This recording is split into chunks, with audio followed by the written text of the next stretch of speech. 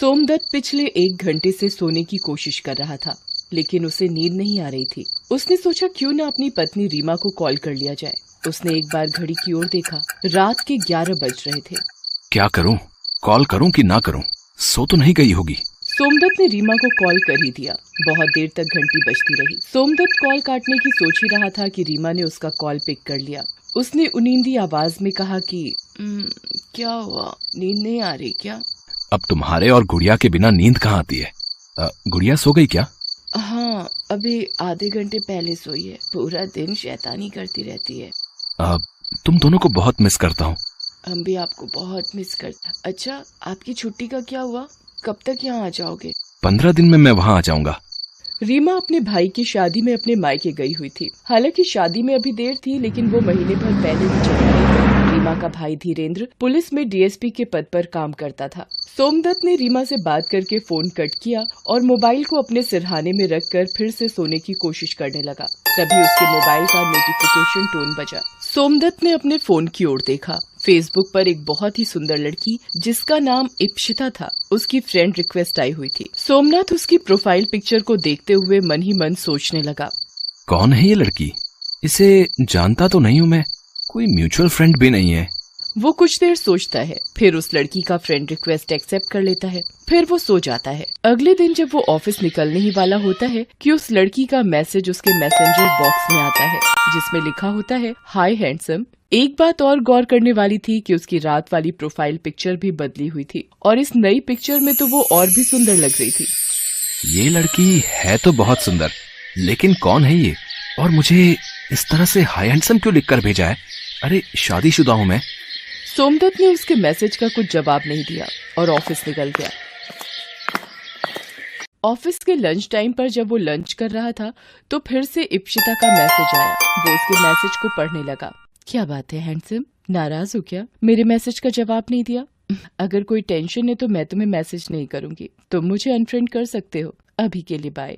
बार बार इप्शिता जैसी सुंदर लड़की के मैसेज आने से सोमदत्त का मन थोड़ा डोल गया। उसने मन ही मन सोचा कि किसी लड़की से बात करने में क्या बुराई है। ऑफिस में भी तो कितनी लड़कियां हैं, वो सभी से बात करता ही है। ये सोचकर वो इप्शिता के मैसेज का जवाब टाइप करने लगा। अरे नहीं, मैं तो आपको जानता भी नहीं। फिर नाराजगी कैसी? उसके बाद इप्शिता से वो काफी देर तक चैट करता रहा। उस चैट में वो कहाँ काम करता है, क्या करता है और अपना फोन नंबर भी दे दिया। सोमदत्त ने सोचा कि इप्शिता का कॉल आएगा, लेकिन उसने कोई कॉल भी नहीं किया। फिर 2 दिनों तक इप्शिता का कोई मैसेज भी नहीं आया, लेकिन सोमदत्त बार बार अपने मैसेज बॉक्स में जाकर देखता कि कहीं उसका कोई मैसेज तो नहीं आया है। अरे जब कॉल करना ही नहीं था तो फोन नंबर क्या अचार डालने के लिए लिया था? 2 दिन से कोई मैसेज भी नहीं आया इप्शिता का। वो थोड़ा परेशान सा रहने लगा। कई बार उसके मन में आया कि वो ही उसे मैसेज करके पूछ ले कि सब ठीक तो है ना, लेकिन उसने नहीं किया। 2 दिन बाद जब वो शाम को अपने ऑफिस से निकल रहा था तो उसके नंबर पर एक अननोन नंबर से कॉल आया। सोमनाथ ने कॉल पिक किया तो दूसरी तरफ से एक लड़की की मदहोश करने वाली आवाज आई। हेलो। हेलो, आप कौन बोल रही हैं? पहचानिए मुझे। सॉरी, मैं आपको नहीं पहचान पाया। अरे इतनी जल्दी हार मत मानिए, ट्राई तो करिए पहचानने की। सोमदत्त उस लड़की की आवाज नहीं पहचान पा रहा था। तभी उस लड़की ने एक बात कही। ठीक है हैंडसम, मैं ही बता देती हूँ। मैं इप्शिता हूँ, तुम्हारी फेसबुक फ्रेंड। इप्शिता का नाम सुनते ही सोमदत्त के दिल की धड़कनें तेज हो गई। उसने लड़खड़ाती जुबान में उससे पूछा, इप्शिता, कहाँ हो तुम? मैं तो तुम्हारे दिल में हूँ, जरा ठीक से देखो तो। इप्शिता की ऐसी बात सुनकर सोमदत्त थोड़ा शर्मा गया। अरे इस तरह लड़कियों की तरह कोई शर्माता है क्या? वैसे तुम फेसबुक पिक में जितने हैंडसम दिखते हो उससे कहीं ज्यादा सामने से लग रहे हो। इप्शिता की इस बात को सुनकर सोमदत्त चौंक गया। अरे तुमने मुझे सामने से कब देख लिया? अभी देख रही हो ना, जरा तुम भी अपनी गर्दन बाईं ओर घुमाओ। हाथ हिलाती हुई मैं भी तुम्हें दिख जाऊंगी। सोमदत्त झट से अपनी बाईं ओर देखने लगा। उसकी थोड़ी दूर पर इप्शिता खड़ी थी। वो इतनी सुंदर थी कि सोमदत्त बिना पल के झपकाए उसे देखता रह गया। इतने में इप्शिता चलते हुए उसके पास आई और उससे कहा, क्या बात है हैंडसम, पहले कभी लड़की नहीं देखी क्या? इप्शिता की बात सुनकर सोमदत्त झेप गया। इप्शिता ने ये बात भांप ली और उससे कहा कि यहीं खड़े रहोगे या कहीं कॉफी पीने चलोगे? सोमदत्त इप्शिता को लेकर कॉफी पीने चला गया। उन दोनों ने उस दिन बहुत सारी बातें की। सोमदत्त को कहीं से भी ऐसा नहीं लगा कि वो इप्शिता से पहली बार मिल रहा है। इप्शिता भी पहली ही मुलाकात में उससे बहुत खुल गई थी। फिर तो वो हर दिन मिलने लगे। उनके बीच में करने को इतनी बातें होती कि वो कभी खत्म ही नहीं होती। रात को भी वो घंटों बातें करते रहते। उनकी बात खत्म होने के बाद रीमा का कॉल आता तो वो रीमा को बोलता कि आजकल काम का बहुत प्रेशर है, क्लाइंट से बात करनी होती है। एक दिन की बात है, रात के 10 बज रहे थे। तभी हर रोज की तरह इप्शिता का कॉल आया। हेलो सोम, तुमसे एक बात कहनी थी, लेकिन कैसे कहूँ समझ नहीं आ रहा है। लगता है तुम मुझे अपना नहीं समझती, तभी बोलने में संकोच कर रही हो। अरे नहीं नहीं सोम, तुमसे ज्यादा अपना तो मेरा कोई नहीं है। तो बोलो क्या बात है। उसके बाद इप्शिता ने सोमदत्त से कहा कि आज उसके घर में कोई नहीं है और उसे रात में अकेले में डर लग रहा है। अगर तुम इस समय आ सकते हो तो आ जाओ। सोमदत्त सोच में पड़ गया। क्या हुआ, नहीं आ सकते? अच्छा रहने दो, मैं मैनेज कर लूंगी। इप्शिता ने ये बात इस अंदाज में और थोड़ा दुखी होकर कही कि सोमदत्त तुरंत तैयार होकर उसके घर पहुंच गया। ये पहली बार था जब सोमदत्त इप्शिता के घर गया था। सोमदत्त को अपने घर देख इप्शिता बहुत खुश हो गई और उसने उसे गले लगा लिया। सोमदत्त को थोड़ा अजीब तो लगा, लेकिन उसे भी इप्शिता का गले लगाना अच्छा लगा, इसलिए उसने कुछ नहीं बोला। थैंक यू सोम, तुम नहीं आते तो पता नहीं आज की रात में अकेले कैसे काटती। अच्छा, तुम कॉफी पियोगे या तुम्हारे लिए कुछ स्पेशल लेकर आऊं? ये कहकर इप्शिता किचन में चली गई। जब वो बाहर आई तो ट्रे में 2 गिलास और ड्रिंक थे। दोनों मिलकर पीने लगे। थोड़ी देर बाद सोमदत्त का सिर भारी होने लगा और वो सो गया। अगली सुबह जब उसकी नींद खुली, सोमदत्त का सिर अब भी भारी लग रहा था। तभी उसकी नजर इप्शिता पर गई, जो लगातार रोई जा रही थी। सोमदत्त ने उससे रोने का कारण पूछा।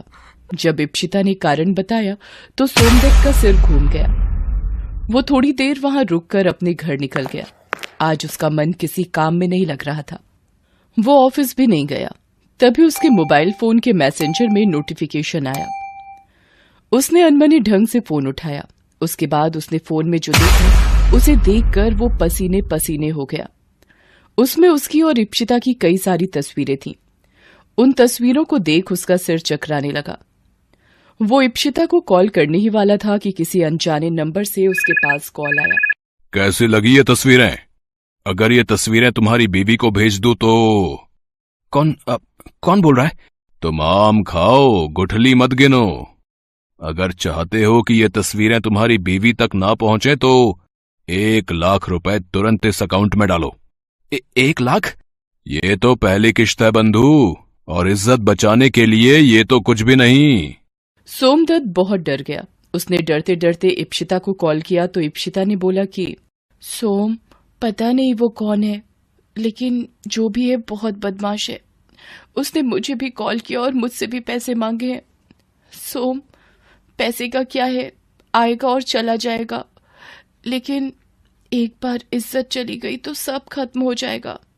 सोमदत्त ने 1 लाख रुपए उस आदमी को दे दिए। 1 सप्ताह बाद फिर उससे 30,000 रुपए मांगे गए। 2 दिन बाद फिर से 50,000।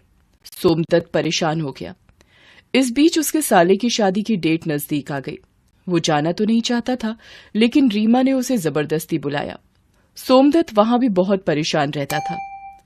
रीमा को आखिर समझ नहीं आ रहा था कि उसके पति को क्या हो गया है। सारा दिन वो कुछ न कुछ सोचता रहता। रीमा ने एक बात और नोटिस की थी कि सोमदत्त अपने फोन को 1 मिनट भी अपने से अलग नहीं होने देता। कुछ तो बात जरूर है, ये हमेशा फोन को खुद से चिपकाए हुए क्यों घूमते हैं। एक दिन रीमा ने सोमदत्त को उस ब्लैकमेलर से बात करते हुए सुन लिया। उसे सारी बातें पता लग गई। उसे सोमदत्त पर बहुत गुस्सा आया, लेकिन ये समय उस पर गुस्सा करने का नहीं, उसका साथ देने का था, क्योंकि वो देख रही थी कि उसका पति कितना परेशान है। ये इप्शिता कौन है? इप्शिता? कौन इप्शिता? सोम, झूठ मत बोलिए, मुझे सब पता लग गया है। बस आप सब कुछ सच सच बता दीजिए।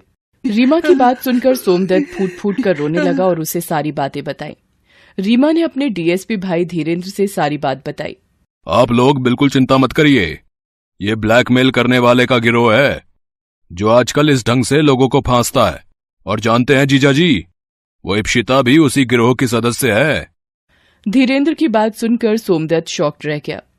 हालांकि उसे भी कभी कभी उस पर शक तो होता था, लेकिन उसने अपनी बातों के जाल में सोमदत्त को इस तरह से फंसा रखा था कि उसे लगता था कि वो बहुत ही सीधी साधी लड़की है।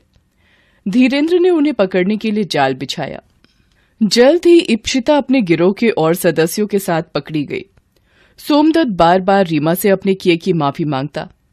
रीमा बार बार उससे कहती कि मैंने आपको माफ कर दिया है। पति पत्नी का रिश्ता विश्वास पर टिका होता है, इसे कभी न टूटने दें।